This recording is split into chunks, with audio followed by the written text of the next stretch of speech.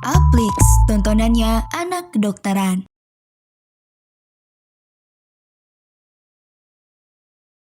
Halo teman Agnes, kembali lagi bareng aku, Kak Adel. Di video kali ini kita akan belajar tentang obstetri dan ginekologi, khususnya perdarahan postpartum.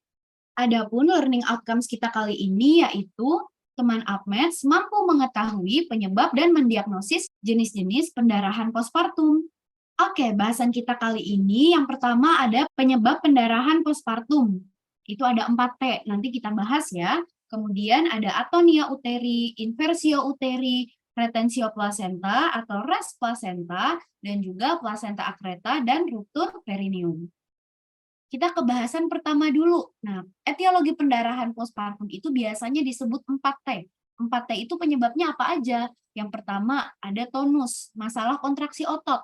Kedua, tisu, masalah jaringan sisa atau menetap. Kemudian trombin, masalah pembekuan darah, dan juga trauma, masalah akibat perlukaan. Kita bahas dari tonus dulu. Tonus ini biasanya penyebabnya atonia uteri. Atonia uteri sesuai dengan namanya, tidak ada kontraksi usus setelah bayi lahir. Gejalanya apa aja? Kontraksi uterus tidak ada. Kemudian ada pendarahan dari jalan lahir nih. Tata laksananya apa? Bisa kita lakukan kompresi bimanual, baik itu eksterna dan interna. Pastikan plasenta telah lahir. Kemudian berikan oksitosin 10 IU secara intramuskular ditambah dengan 20 IU di dalam 1 liter NS dengan kecepatan 60 TPM. Jika masih tidak berhenti, maka bisa diberikan ergometrin 0,2 mg secara intramuskular ataupun intravena secara pelan ya, biar nggak sakit. Kemudian untuk terapi operatifnya bisa dilakukan ligasi uterus, billing sutur, bisa juga histerektomi. Selanjutnya, masih bahasan tonus, bisa terjadi inversio uteri. Inversio uteri itu dia tertarik atau terdorongnya jaringan uterus hingga keluar dari serviks seperti pada gambar ini. Nah, faktor resikonya apa? Mungkin dilakukan manuver Kristeller atau penarikan tali pusat yang terlalu cepat dan kuat waktu kala 3. Nah, tanda-tandanya apa? Ada perdarahan, teraba massa yang berdungkul atau beledru. Tata laksananya tentu saja harus kita reposisi sesegera mungkin. Kalau gagal, ya udah dirujuk. Berikan antibiotik ampicillin secara intravena 2 gram dan juga metronidazole secara intravena 500 mg. Kalau nyeri, berikan petidin 1 mg per kilogram berat badan maksimal 100 mg secara intramuskular atau intravena pelan-pelan aja.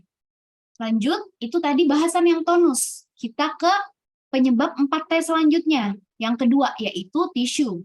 Ada retensio placenta dan juga res placenta. Retensio placenta itu jika dia plasentanya tidak keluar setelah 30 menit. Perdarahannya langsung terjadi, tata laksananya tentu saja kita lakukan manual placenta untuk dikeluarkan. Kemudian berikan oksitosin 20-40 IU di dalam 1000 ml NaCl atau RL dengan kecepatan 40 tetes per menit. Sedangkan res placenta itu maksudnya ada sisa plasenta. Jadi dia udah keluar plasentanya tapi masih ada sisa. Nah, perdarahannya tuh bisa keluar hingga 8 hari postpartum. Jadi nggak langsung. Tata laksananya apa? Kita lakukan eksplorasi digital atau aspirasi vakum manual. Tentu saja berikan oksitosin 20-40 IU di dalam 1000 ml NaCl atau RL dengan kecepatan 40 tetes per menit. Lanjut, ada yang namanya placenta accreta.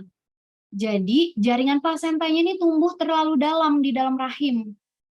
Nah, normalnya tuh kan kayak gini ya. Tapi ternyata dia tumbuhnya lebih dalam lagi. Paling dalam itu ada perkreta nih.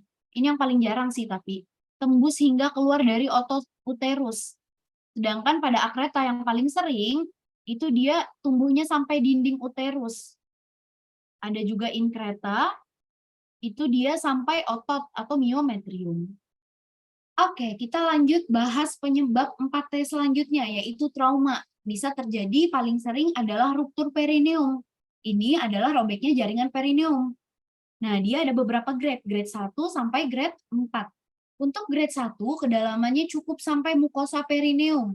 Sedangkan grade 2 itu sampai otot perineum.